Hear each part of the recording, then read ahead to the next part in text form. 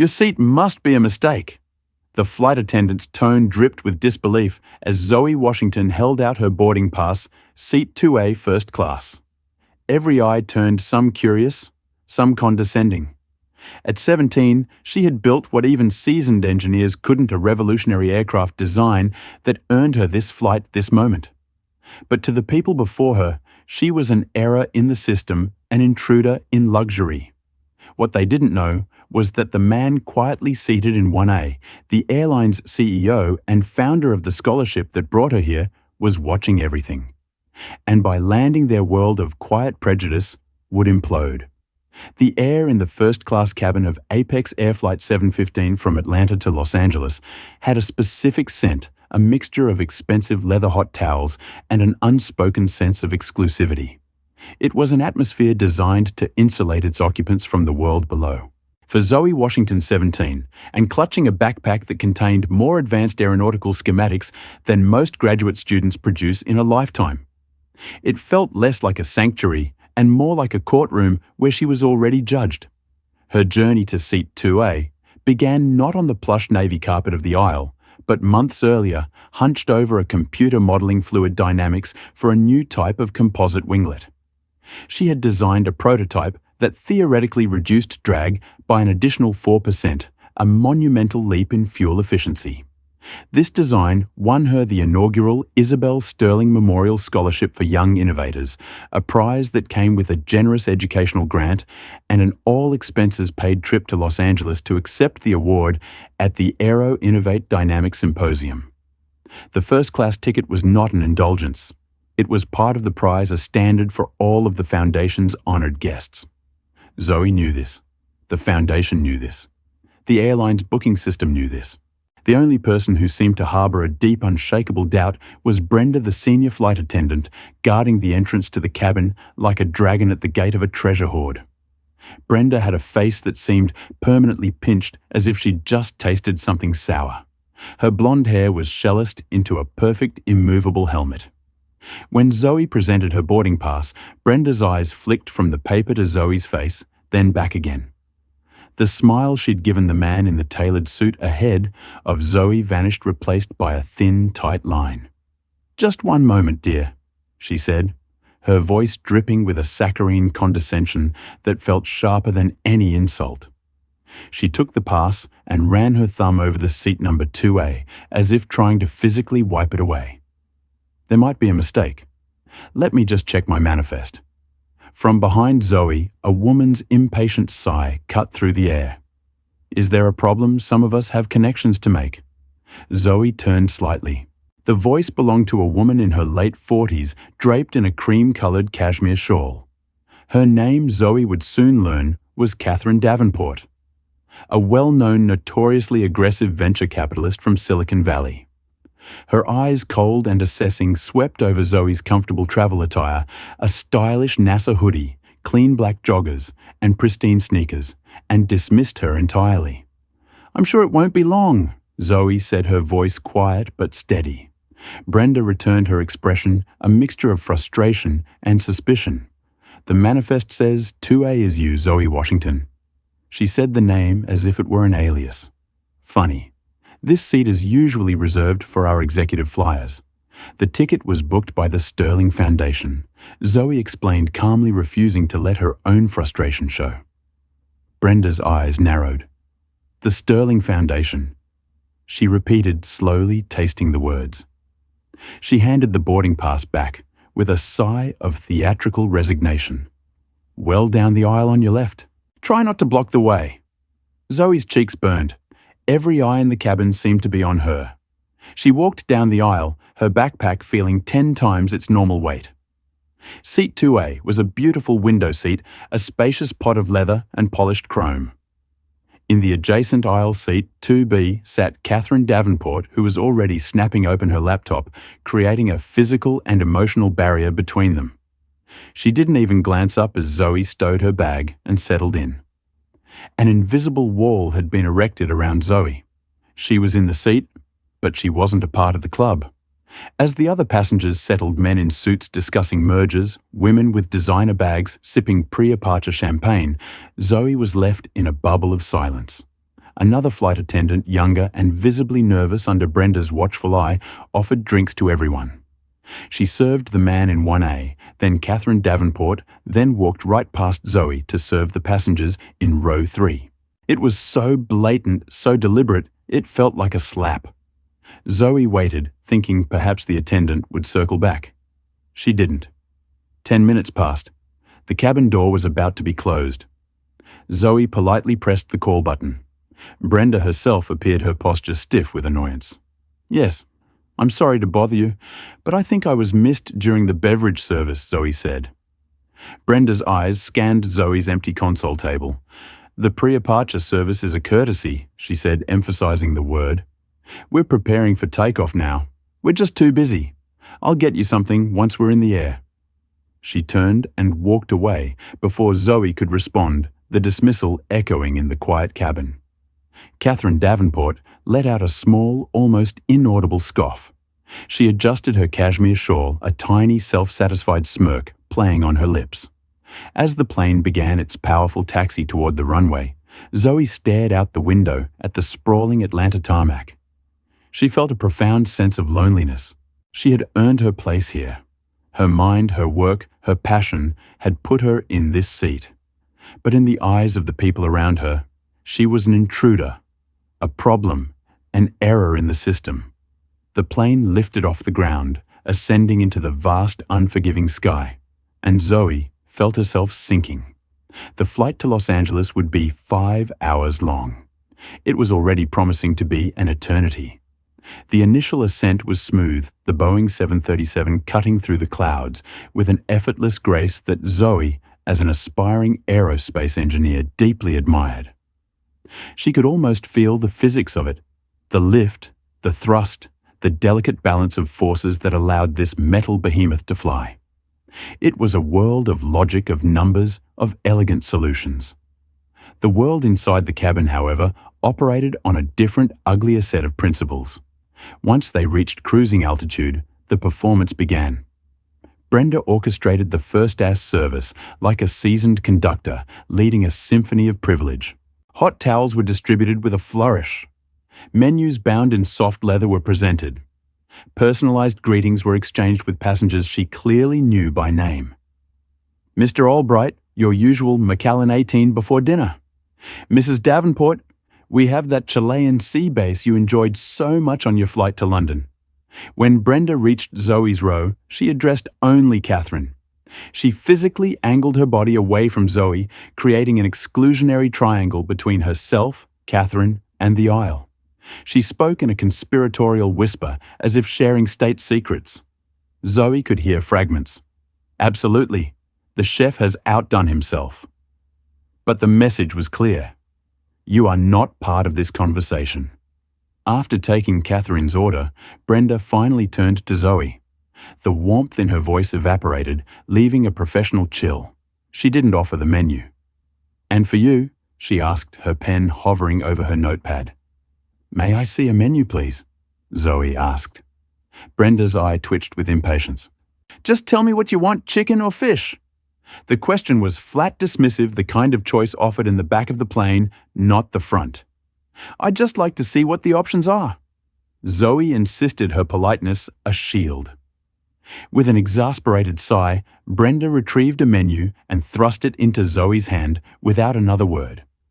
Zoe quickly scanned the gourmet descriptions, her appetite having long since vanished, replaced by a knot of anxiety in her stomach. She chose the risotto. "The risotto," she said. Brenda scribbled it down. "And for your drink, just a sparkling water, please." An hour later, the meal service was in full swing. The clinking of real silverware against porcelain filled the cabin. The man in 1A was enjoying his steak. Catherine Davenport was delicately flaking her sea bass. Everyone around Zoe was eating. Her console table remained bare.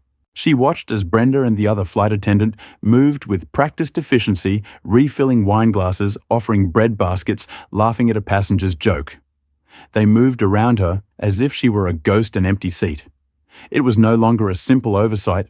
It was a deliberate, calculated act of cruelty. It was a power play designed to make her feel so uncomfortable, so unwelcome, that she would shrink into herself and disappear. Zoe refused to give them the satisfaction. She would not cry. She would not make a scene. She pulled her laptop from her backpack, the familiar weight of it a comfort. She opened the file containing her winglet design, the complex 3D rendering of her creation. Filling the screen. The graceful curves and precise angles were her territory. Here she was in control. Here she was a genius. Catherine Davenport, finished with her meal, glanced over. Her eyes narrowed at the complex schematics on Zoe's screen. She leaned over, her voice a sharp whisper. "What is that? Some kind of video game?" Zoe was taken aback by the directness of the condescension.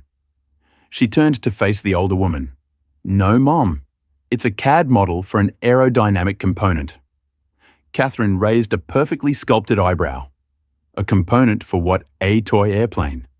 She let out a short, derisive laugh. The anger that Zoe had been suppressing began to simmer. "It's a design for a retrofittable winglet for commercial airliners. It won the Isabel Sterling Memorial Scholarship." The name hung in the air. For the first time, a flicker of uncertainty crossed Catherine's face. She knew the name Sterling. Everyone in the world of high finance and industry did, but the cognitive dissonance was too great. The girl in the NASA hoodie in front of her couldn't possibly be connected to that world. "The Sterling Scholarship," Catherine repeated, testing the sound of it. "That's very ambitious." The compliment was coated in disbelief.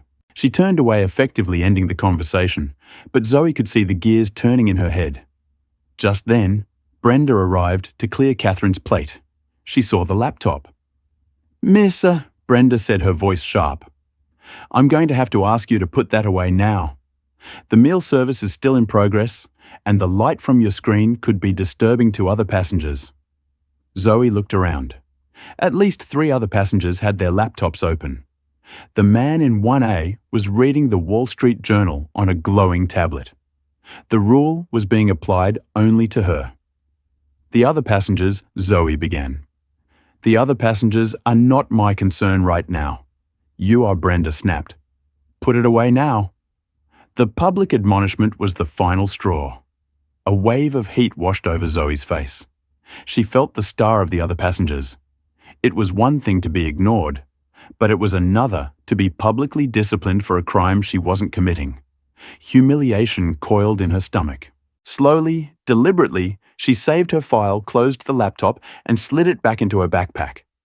She leaned her head against the cool glass of the window, watching the endless expanse of blue. They were winning. They were making her feel small. They were making her disappear. But the flight wasn't over. And in the quiet, forgotten corner of the very front of the plane, in the private crew rest area that doubled as an office, a man had just finished a series of important calls and was about to walk back into a situation he never could have imagined. The cabin lights had been dimmed for the long stretch of the flight over the Rockies. A quiet hum settled over the first-class passengers, the gentle rustle of a newspaper, the soft tap of keys on a laptop, the murmur of a low conversation. For Zoe, the silence was heavy, thick, with the residue of her public shaming. She hadn't received her meal. Her call button, which she had pressed once more, remained unanswered. It was clear the message had been sent.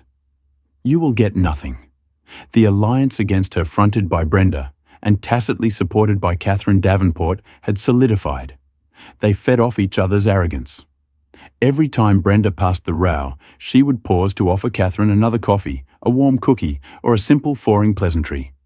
Each interaction was a performance for Zoe's benefit, a small twist of the knife. "Mrs. Davenport, can I get you anything at all?" Another blanket. "Perhaps an eye mask?" "Oh, you're a dear, Brenda." "Thank you. Everything is perfect." Catherine would reply, her voice loud enough for Zoe to hear clearly. Zoe tried to retreat into her own world. She closed her eyes and focused on her breathing, reciting the key equations of her project in her mind. It was a centering technique, a way to remind herself of who she was beyond this leather-lined prison. The coefficient of lift is a function of the angle of attack. Reynolds' number dictates the transition from laminina to turbulent flow. Her concentration was shattered by a sudden sharp jab to her side. Her eyes flew open. It was Catherine jabbing a pointed finger toward her. "Your headphones." Catherine hissed, her face a mask of fury. "I can hear them. It's completely unacceptable." Zoe was bewildered. She wasn't wearing headphones. Her earbuds were coiled neatly in her pocket. I'm not listening to anything," she stammered. "Don't lie to me." Catherine snapped, her voice rising in pitch and volume, attracting attention from the surrounding seats. "I can hear that incessant thump, thump, thump of your music right through the seat. Have you no consideration?" An older gentleman across the aisle, a kind-faced man named Mr. Harrison, who had been quietly observing the situation, leaned over. "Ma'am, with all due respect, I don't hear a thing. The young lady isn't wearing any headphones." Catherine whirled on him. "You mind your own business. I know what I hear." She jabbed the call button with a furious intensity. Brenda was there in seconds, drawn to the conflict like a moth to a flame. "Is there a problem, Mrs. Davenport?" Brenda asked, her voice syrupy with concern, though her eyes were already fixed on Zoe with an undisguised accusation. "This girl," Catherine spat the word out, "is blasting her music. I've asked her to turn it down, and she's lying about it. I cannot be expected to tolerate this lack of decorum." Brenda didn't ask Zoe for her side of the story. She didn't look for headphones. She simply accepted Catherine's testimony as gospel. She loomed over Zoe's seat, her presence oppressive. "I warned you about being a disturbance," Brenda said, her voice low and menacing. "This is a premium cabin with certain standards of conduct. If I receive one more complaint, I will have the captain radio ahead and you will be met by security upon landing in Los Angeles. Do you understand me?" The threat hung in the air, cold and terrifying. Security for what? For a crime she hadn't even committed. The injustice was so profound, so overwhelming, that Zoe felt a tremor run through her, tears pricked at the corners of her eyes, hot and sharp, but she fought them back with every ounce of her will. She would not let them see her break. She swallowed hard, her voice coming out as a strained whisper. "I understand." "Good." Brenda said, a triumphant gleam in her eye. She turned back to Catherine with a reassuring smile. "It's been handled, Mrs. Davenport. I am so sorry you were disturbed." Catherine sniffed, sinking back into her seat with the air of a wronged queen whose loyal guard had just vanquished a peasant. The scene was over. The verdict delivered. Zoe was guilty. Mr. Harrison across the aisle shook his head slowly, a look of profound disgust on his face. He caught Zoe's eye and gave her a small, sympathetic nod, a silent acknowledgement of the far he had just witnessed. It was a tiny gesture, but in that moment it felt like a lifeline. It was proof that she wasn't crazy, that the cruelty she was experiencing was real. Zoe leaned her forehead against the window again. The sun was beginning to set, painting the clouds in fiery strokes of orange and purple. The beauty of the scene outside was a stark, painful contrast to the ugliness within the cabin. The threat of security meeting her in LA echoed in her mind. Her trip, her reward, her future, it all felt threatened by the petty tyranny of these two women. She felt utterly alone, suspended 37,000 FT in the air, with no one to turn to. What she didn't know was that the balance of power on Flight 715 was about to shift in the most dramatic and unexpected way imaginable. The man who had founded the very scholarship that put her on this plane was about to make his entrance. For the first 3 hours of the flight, the man in seat 1A had been a quiet, almost forgettable presence. He was in his late 60s, with a man of silver hair and a face etched with the lines of both stress and laughter. He wore a simple dark grey sweater over a collared shirt, understated, elegant and anonymous. He'd taken a glass of water before takeoff, declined a meal, in favour of continuing his work on a thick binder of documents, and had spoken to no one. To Brenda, he was just another wealthy passenger who preferred privacy. She had afforded it to him without a second thought. His name was Richard Sterling. He was the founder and CEO of Apex Air. He was also the founder of the Isabel Sterling Memorial Scholarship, named for his late wife, a brilliant aerospace engineer who had passed away 5 years prior. This flight was not just a routine business trip for him. He was personally flying to the Aero Innovate Dynamics Symposium to present the very first award to the young prodigy who had won it. He had seen her photo read her submission a dozen times and was immensely looking forward to meeting the girl with the brilliant mind, Zoe Washington. He had no idea she was sitting just a few rows behind him, enduring a silent torture at the hands of his own senior staff. His work was finally done. He closed his binder, stretched his long legs, and decided to get a coffee from the galley. As he stood, his commanding but gentle presence seemed to subtly alter the gravity in the cabin. The younger flight attendant saw him rise and immediately rushed over. "Mr. Sterling, can I get you something?" she asked, her voice laced with a nervous energy she hadn't shown before. "Just a black coffee." "Thank you, Maria," he said, his voice a calm, deep baritone. He knew the names of most of his senior crew. He believed in the personal touch. He decided to stretch his legs with a slow walk down the aisle and back while she prepared it. As he ambled down the cabin, he offered quiet nods to the other passengers. His gaze was observant, always assessing the state of his airline, the comfort of his customers. He noted the satisfied look on Mr. Albright's face as he sipped his scotch and the way Catherine Davenport was engrossed in her work. The picture of a contented premium flyer. Then his eyes fell on seat 2A. On the young black woman staring out the window, her posture rigid with attention that seemed to radiate off her in waves. There was something familiar about her profile, a spark of recognition. He paused, his brow furrowing. Could it be, at that exact moment, Brenda was making another pass through the cabin, collecting trash before the final descent began? She saw Richard Sterling standing in the aisle, looking at Zoe, and her blood ran cold. This was not part of the plan. The CEO was meant to stay in his seat anonymous and oblivious. She hurried over, a brittle smile plastered on her face. "Mr. Sterling, is everything all right? Can I assist you with something?" Her voice was loud, an attempt to distract him, to pull his attention away from the girl in 2A. Richard didn't look at Brenda. His eyes remained fixed on Zoe, who, feeling the sudden shift in the atmosphere and the figures standing beside her, turned her head away from the window. Her eyes met Richard Sterling's. In his, she saw a flicker of confusion, then dawning recognition. In hers, he saw a deep, weary sadness that looked utterly out of place on the face of a triumphant 17-year-old. "Zoe," he said, his voice soft with disbelief. "Zoe Washington." The cabin, already quiet, fell utterly silent. Every head turned. Catherine Davenport looked up from her laptop, her expression one of pure shock. Brenda's fake smile froze, then began to crumble. Zoe's mind raced. How did this man know her name? She scanned his face, searching her memory.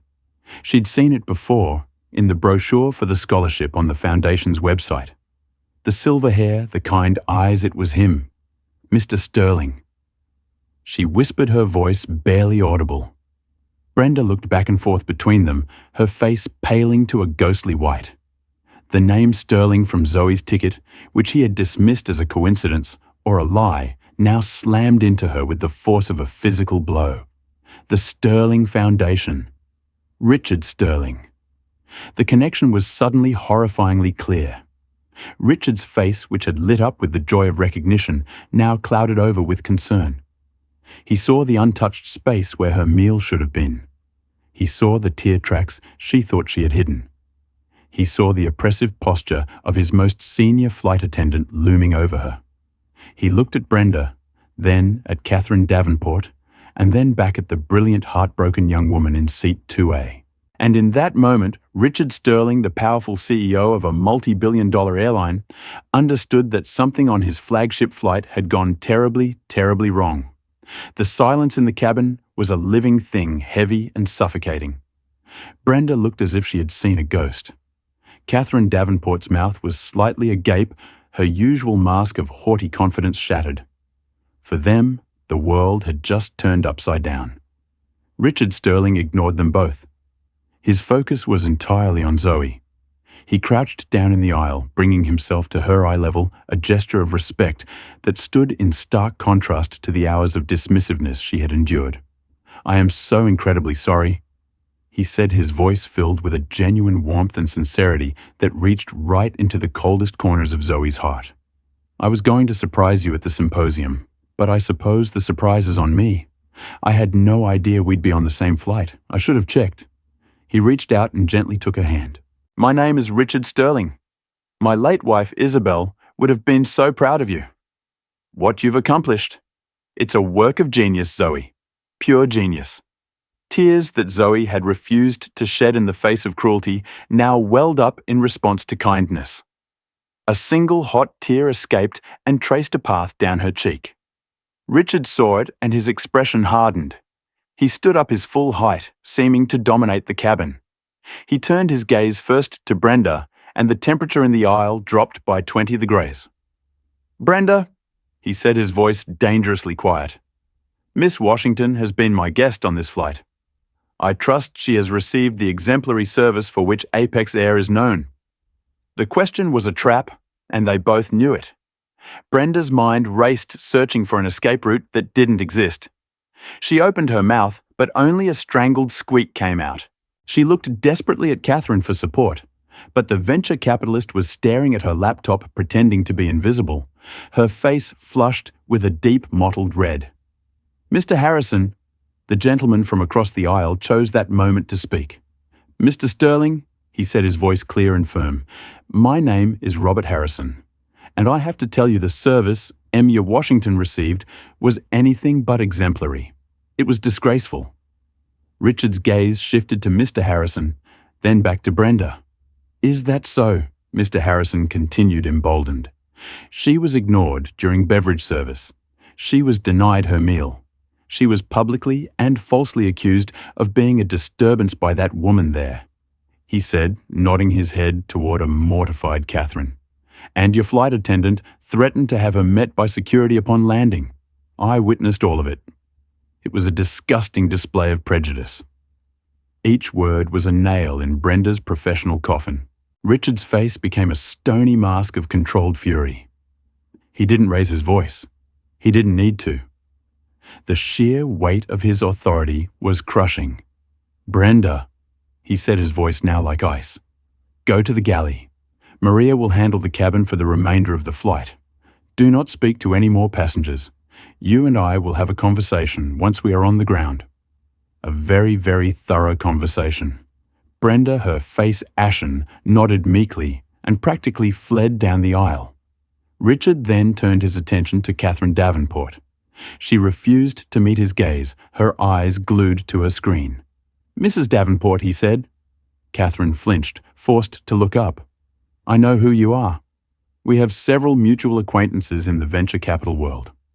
I'm sure they would be very interested to hear about your standards of decorum. The implied threat was unmistakable. In her world, reputation was everything. A word from a man like Richard Sterling could poison wells of funding and destroy partnerships.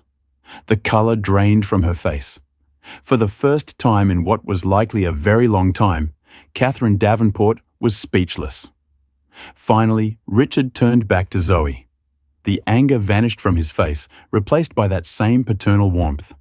He saw the laptop in her seatback pocket. Is that your design? He asked. Zoe nodded, finding her voice. Yes, sir. May I? He asked. She handed it to him. He opened it and his eyes lit up as he saw the complex, beautiful rendering. He whistled softly. Incredible. Isabel would have loved this.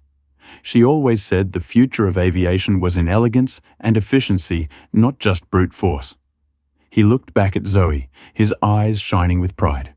Zoe, you represent everything my wife believed in. You are the future.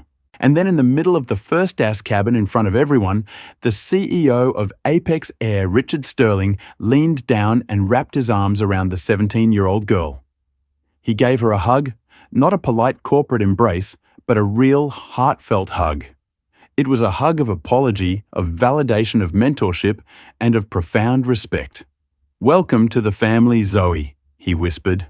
I am so sorry for your welcome. As Zoe hugged him back, she finally let the tension of the last few hours wash away. She felt safe. She felt seen. And she knew with absolute certainty that the karma for Brenda and Catherine Davenport was just beginning its descent. It was going to be a very hard landing.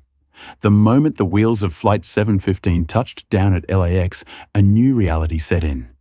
The carefully constructed hierarchy of the first-class cabin had been demolished and rebuilt in the flight's final hour. The new queen was Zoe Washington, and her protector was the king of the entire airline. Richard Sterling did not let Zoe out of his sight. While the other passengers were gathering their belongings, he spoke quietly with Maria, the junior flight attendant, taking her name and commending her for her professionalism under difficult circumstances. He then turned to Zoe. "My driver is waiting," he said. "He will take both of us to our hotels." No arguments. His tone was kind but firm. He personally retrieved Zoe's backpack from the overhead bin and handed it to her as if it were precious cargo. As they prepared to deplane, Catherine Davenport made her move. She stood up, her face a carefully arranged mask of contrition. She blocked the aisle, forcing Richard and Zoe to stop. Richard, she began using his first name in a desperate attempt to reclaim some semblance of familiarity and status. "Mr. Sterling, I cannot apologize enough. I was stressed, tired from a long week. I completely misread the situation. It was unforgivable." Richard looked at her, his expression unreadable. He didn't respond for a long moment, letting her hang in the uncomfortable silence. "The thing about character, Catherine," he finally said, his voice cool and clipped, "is that it isn't defined by how you act when you're fresh and rested. It's defined by how you act when you're tired and stressed. You showed us exactly who you are.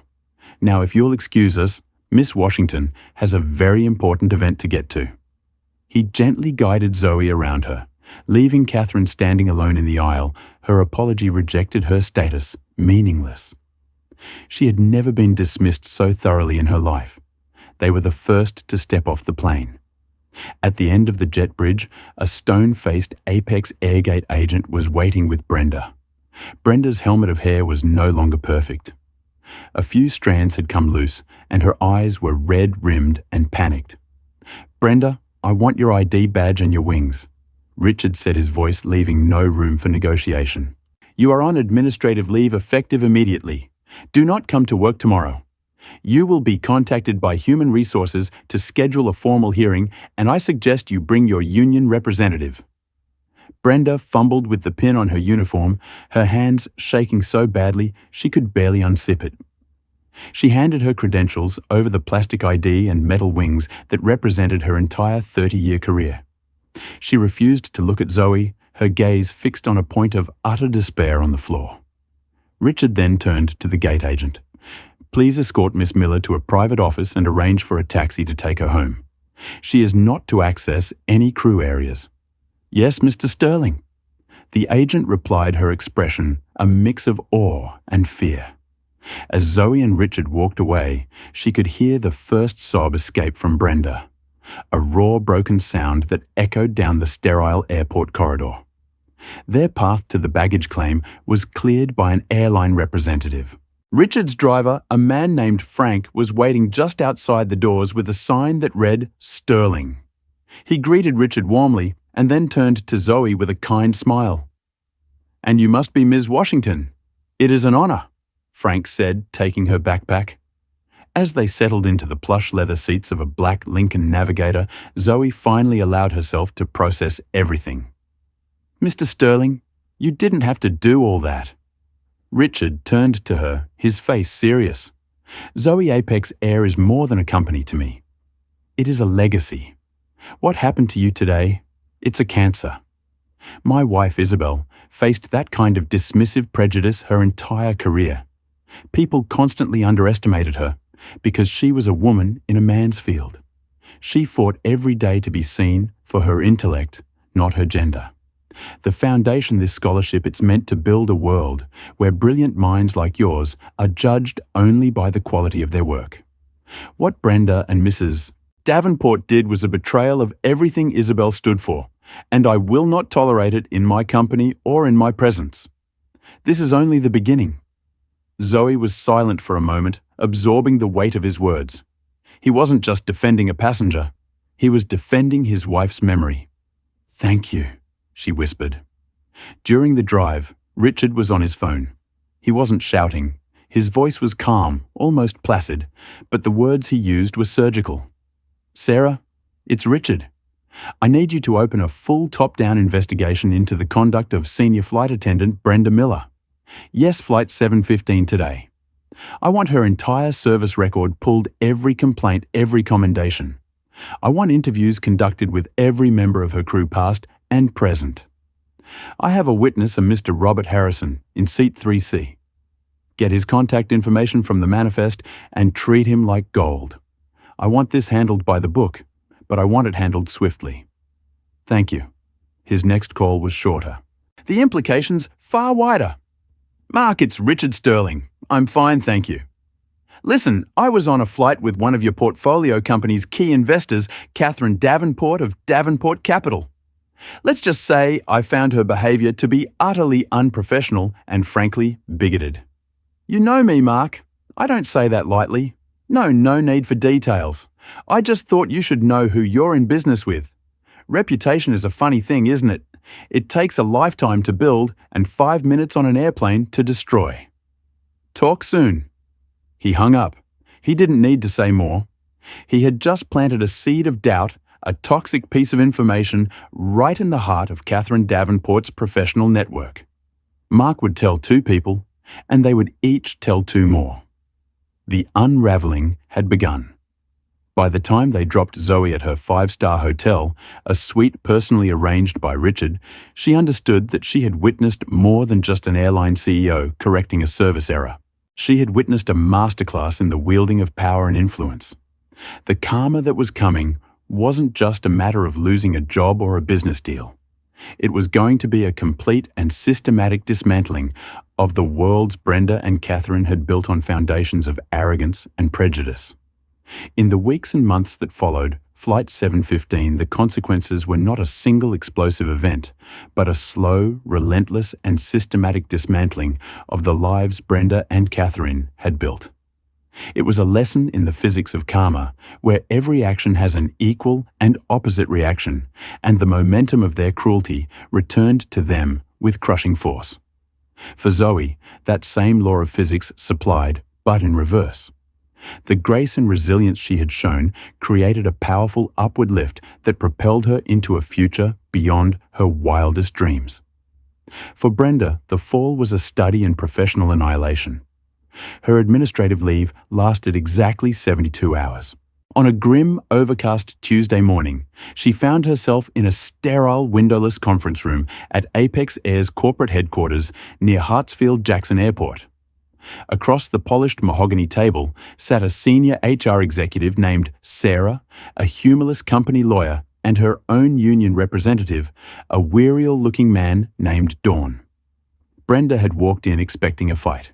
She had spent the last 3 days rehearsing her defense, painting herself as the victim of a misunderstanding, a senior employee simply trying to maintain order against a difficult passenger. She believed her 30 years of service would act as an impenetrable shield. She was wrong.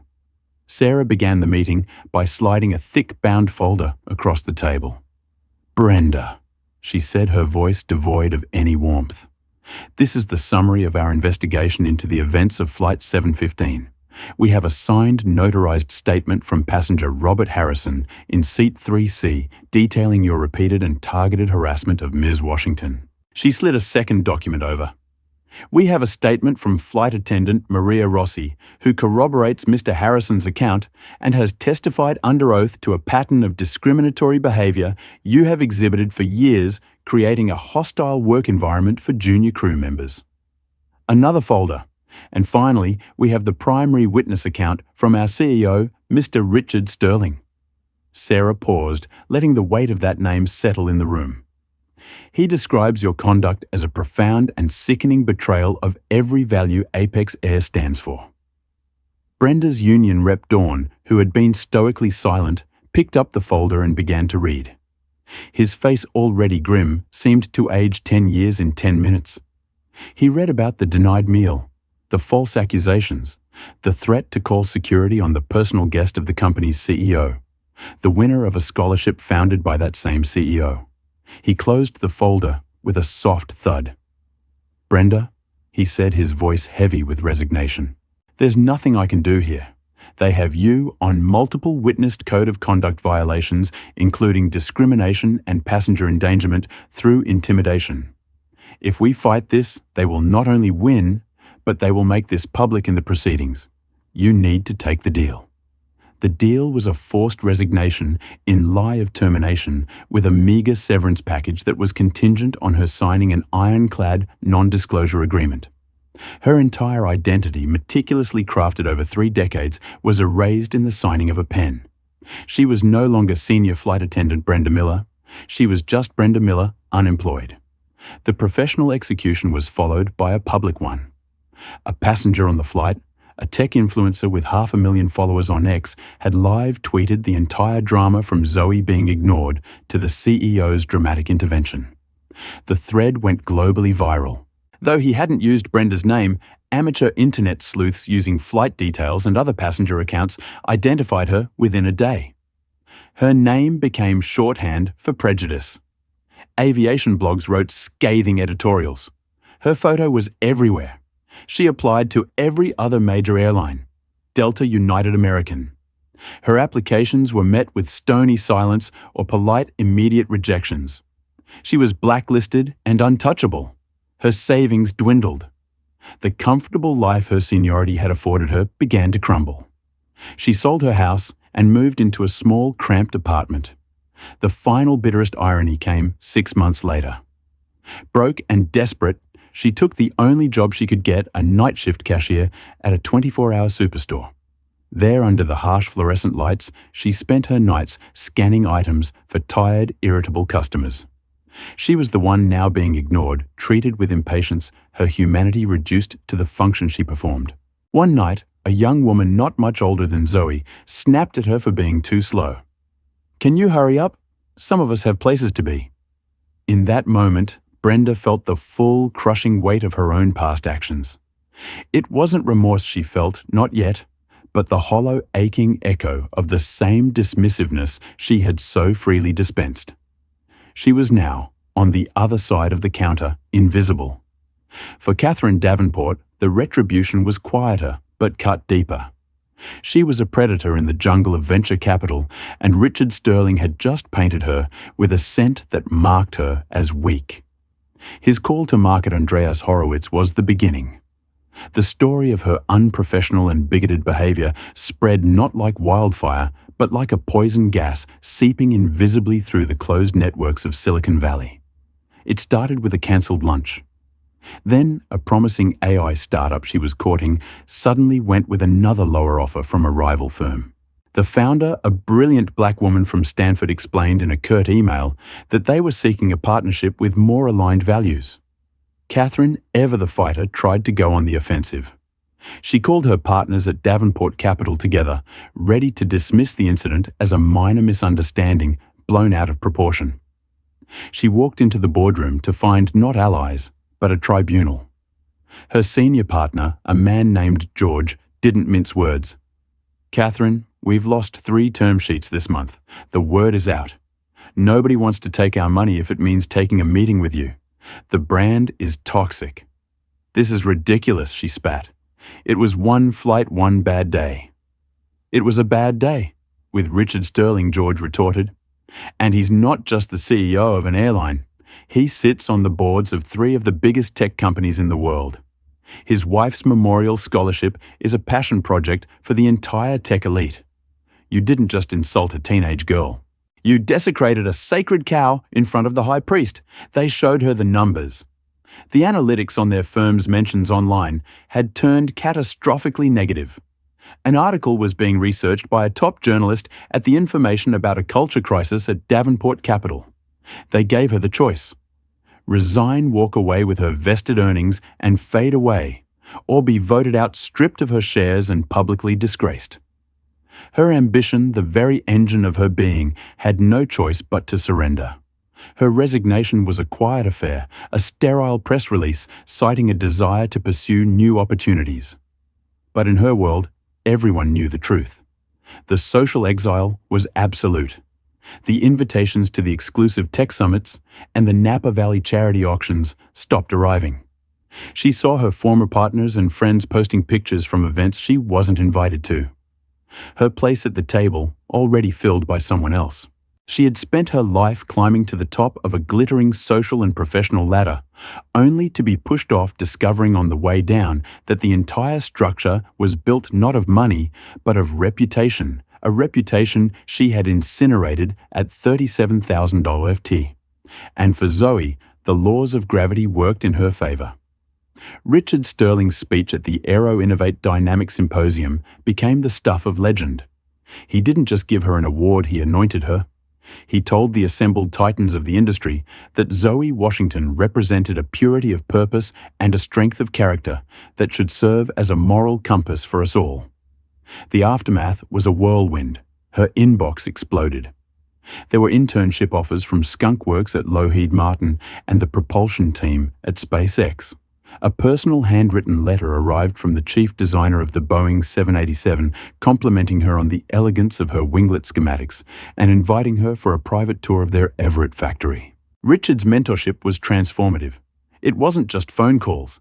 He flew her to Apex headquarters and had her sit in on a quarterly R&D budget meeting, introducing her to the board as the woman who is going to make our planes 4% more efficient one day. He connected her with the Dean of Admissions at MIT, his alma M. And her application, already stellar, was now flagged as generational talent. The story of the flight, once a source of deep pain, was reclaimed and reframed. A journalist from Forbes wrote a feature not about the incident, but about Zoe's incredible achievements using the flight as a dramatic backdrop to highlight her resilience. The article was titled, "Sky High, the Unstoppable Ascent of Zoe Washington." She wasn't the girl who was ignored. She was the girl who, even when faced with the worst kind of ignorance, never forgot who she was or what she was worth. Apex Air sent her a small, heavy package. Inside was a card made of polished aircraft-grade aluminum. Engraved on it were her name and the words, "Lifetime Platinum Global VIP." Beneath it was a personal note from Richard. "Zoe, the sky is no longer the limit. It is your workshop. Welcome home." In the end, the first-class cabin of Flight 715 became a perfect microcosm of the world. It was a space occupied by those who had their position by privilege and arrogance, and those who had earned it through merit and character. For a few agonizing hours, the former had lorded their power over the latter.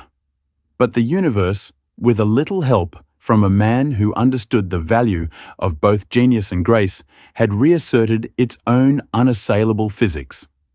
The heavy weights of prejudice and cruelty had come crashing to earth, while the brilliant light thing had been cleared for an unlimited ascent. Zoe's story is a powerful reminder that the seat you're in is less important than the character you bring to it. While Brenda and Catherine saw a teenager who didn't belong, Richard Sterling saw the future. A future built on brilliance, integrity, and grace. The karma that unfolded wasn't magic. It was the natural consequence of actions. The world tilted, as it always eventually does, toward justice. Brenda and Catherine didn't just lose their jobs or their status. They lost the right to wield power they had so clearly abused. Zoe, on the other hand, gained more than an award. She gained a powerful mentor and the confirmation that her worth was undeniable. If you believe that intelligence, kindness, and character should always triumph over prejudice and arrogance, then let us know by hitting that like button. Share this story with someone who needs to hear it, and make sure you subscribe and turn on notifications so you never miss a story where justice in the end is beautifully served. What are your thoughts on this? Let us know in the comments below.